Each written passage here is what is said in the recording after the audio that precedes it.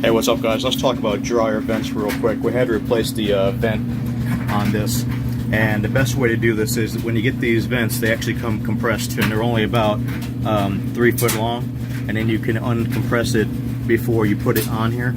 And you want to make sure that you do a long swoop motion so that the airflow can go through there with no sharp turns and no corners, which allow, like I said, the air to flow real smoothly and no debris to get caught up in there. Okay, let me show you what I'm talking about.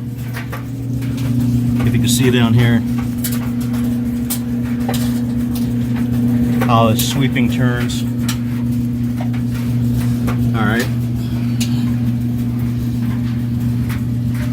so don't do real sharp turns, and the two reasons, like I said, one is they'll stay on the hub, the connector, real easy, and they won't pop off if you do these nice long swoops, and the air flows a lot better, and there's a lot less chances of clogs happening.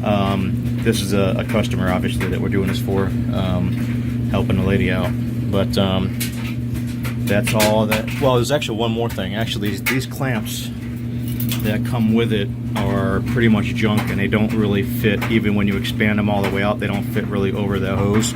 So we got regular hose clamps. They're 4.5 inch clamps. All right, and that'll keep. Don't use the plastic ones. The plastic ones are pretty much junk, and they have a lot of issues. They actually crack real easy, and they leak real easy. And this last thing you want is those things to be pouring out crap in your house. These you can actually crank down pretty good.